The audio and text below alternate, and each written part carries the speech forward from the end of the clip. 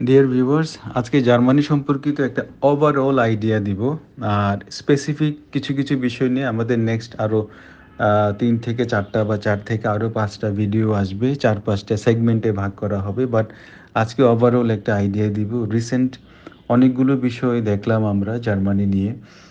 আর হচ্ছে যে বিষয়গুলো নিয়ে অনেক বেশি কথা হচ্ছে, একটা শ্রেণীর লোকজন বলছে যে জার্মানি যাওয়াটা মনে হয় খুবই সহজ, মানে মানে পানি ভাতের মতো একটা অবস্থা। আবার এরকমও স্টেজে কথাবার্তা হচ্ছে না জানি কোনো মানে নাসাতে কাজ করার মতো অবস্থা। হ্যাঁ, এই একটা সিচুয়েশন, মানে কিছু লোক আছে একদম মেরুর এক প্রান্তে, আবার কিছু লোক আছে হচ্ছে মেরুর অন্য প্রান্তে। সো সেদিক থেকে বলবো যে আসলে বিষয়টা ওরকম কিছু না, অনেকটা মাঝামাঝি। অথবা ক্যানাডাতে মানুষ যখন একটা জবের জন্য ট্রাই করে ওইটার চেয়ে অল্প একটু সহজ আমি বলবো। ক্যানাডাতে যেখানে এলএমআই লাগে, অ্যাসেসমেন্টের দরকার হয়, লেবার ইম্প্যাক্ট মার্কেট যেটা, সেই ওই রকম কোনো বাধ্যবাধকতা জার্মানিতে নেই। সো আসলে বিষয়টা কি? বিষয়টা হচ্ছে কি ভেরি সিম্পল, মানে প্রসেসটা, মানে আপনার জবগুলোতে যদি আসলে পাবলিকের সাথে বা মানুষের সাথে ইন্টারাকশনটা এত ইম্পর্টেন্ট না হয়।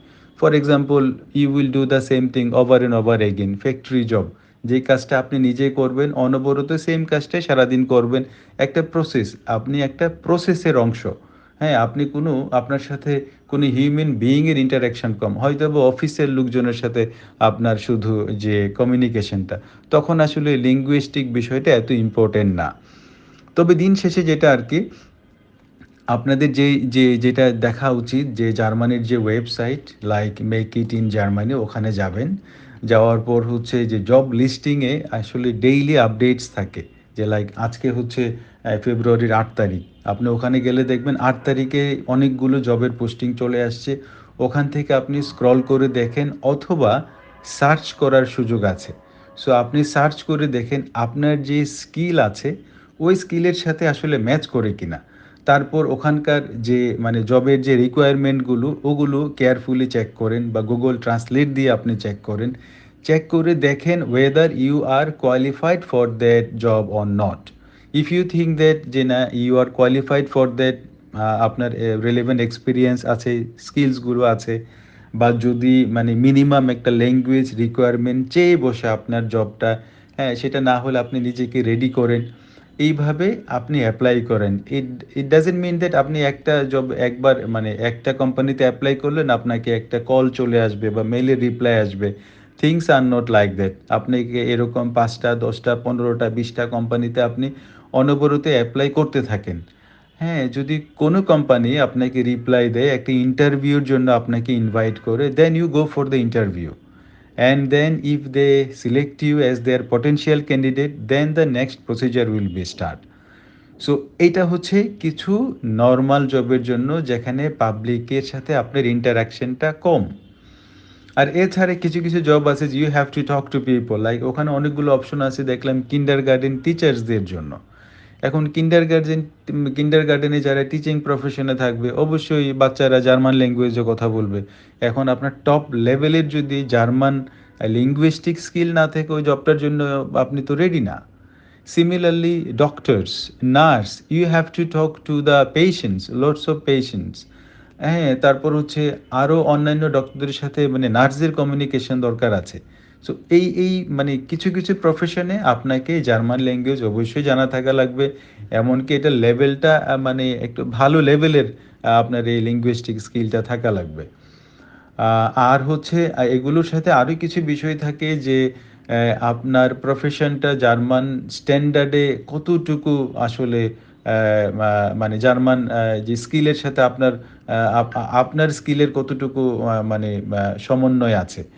ইট মিনস যে আপনার যে সার্টিফিকেশন, লাইক বাংলাদেশের যারা ডাক্তার বা নার্স, ওনাদের একটা লাইসেন্সিংয়ের প্রয়োজন হয়। সো এইটারও আলাদা একটা রাস্তা আছে।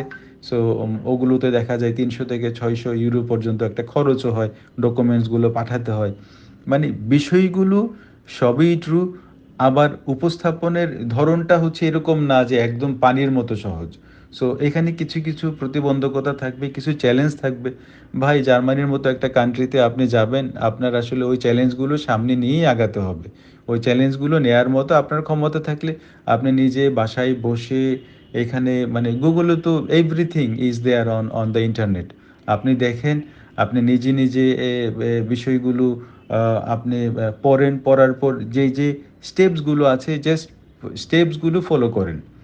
আর ইম্পর্টেন্ট যে পার্ট সেটা হচ্ছে যে যে কোনো জব, এটা ইদার এটা হোক মানে মানে গ্রিন জব, এটা হোক আপনার আইটি প্রফেশনালস, এটা হোক আপনার হোয়াট এভার ইট ইজ। তবে এটা সত্য যে আইটি প্রফেশনালস যারা, ওদের আসলে পাবলিকের সাথে কথাবার্তা কম, সেট অফ ওয়ার্ক থাকে, এই কাজগুলো করা লাগে। সো আইটি প্রফেশনালসদের জন্য আসলে বিষয়টা কম্পারেটিভলি ইজিয়ার ইন জার্মানি। আর হচ্ছে যে যে আলোচনাটায় ছিলাম, যে ভালো মানের একটা সিভি রেডি করা, ইউরোপাস সিভি। আর এরকম না যে ম্যান্ডাটরি যে এটা ইউরোপাসই হওয়া লাগবে, বাট ইউরোপাসটাই যেহেতু ইউরোপের মধ্যে এটা বেশি অ্যাকসেপ্টেড। তারপরেও হচ্ছে একটা কাভার লেটার লেখা। সো এই দুইটা বিষয় আপনাকে মানে অনবরত লিখে যেতে হবে। মানে সিভিটা তো আপনার ইনটেক্ট সেমই থাকবে, বাট আপনি যখন কাভার লেটারটা লিখবেন, কোম্পানির নাম অনুযায়ী আপনার কাভার লেটারে কিছু কিছু চেঞ্জেস এনে এনে এই অ্যাপ্লিকেশনগুলো কন্টিনিউয়াসলি করে যেতে হবে। করে যাওয়ার ফলে যেটা হবে, if you get any reply then the next procedure starts. আর জার্মান অ্যাম্বাসি যেহেতু বাংলাদেশে, আর এখানে হচ্ছে ফাস্ট ট্র্যাক আপনি একটা অ্যাপয়েন্টমেন্টও পাবেন। সো মানে আপনি যদি অফার লেটার বা জব অফার পেয়ে যান, পরবর্তী স্টেজগুলো খুব বেশি হ্যাসেল হবে না। বাট এগুলো নিয়েও আমাদের ভিডিও থাকবে নেক্সটে, যে পরবর্তী স্টেজে কী করা লাগবে। তারপর হচ্ছে ডক্টর, নার্স বা এগুলো আসলে একটু টাইম কনজিউমিং হবে, বোঝাই যাচ্ছে। হ্যাঁ, যেহেতু এখানে রেকগনিশনের একটা বিষয় থাকে, আপনার সার্টিফিকেটগুলো, লিঙ্গুইস্টিক কিছু ব্যারিয়ার থাকে।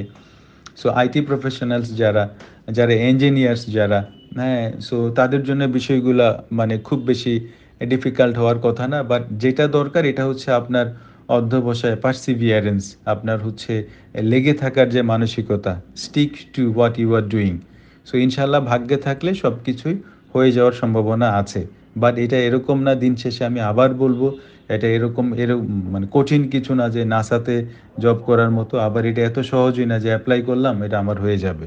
সো সব কিছুই খোলা আছে, আপনাদেরও চোখ কান খোলা। সো আপনারা দেখে শুনে অ্যাপ্লাই করবেন। আর হচ্ছে মানে বিভ্রান্ত হবেন কেন আপনারা? একজন একটা কথা বললো যে আমার কান আসলে চিলে নিয়ে গেছে। সো আপনি কানটা চেক না করে কেন চিলের পিছনে যাবেন? সো দিন শেষে ভুলটা অনেক সময় আমাদেরই হয়ে যায়। আর কিছু একটা ভিডিওতে এত ভিউ হলো, তাতে কি হইছে যে একটা এত ভিউ হইছে এইজন্য মানে ওনার বিরুদ্ধে এত কথা বলা লাগবে? অনেকেই দেখলাম যে অনেক কথা বলতেছে। আ ভাই আপনি সাধারণ মানুষ, আপনি সাধারণ মানুষ হলে ঠিক আছে, এই ভেজালে যাওয়ার মানে দরকারটাই কি? এইটা হচ্ছে আমার কথা।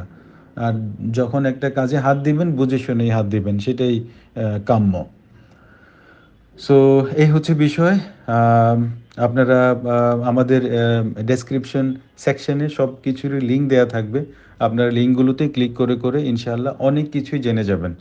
আপনাদের জন্য শুভকামনা। ভালো থাকবেন। আসসালামু আলাইকুম।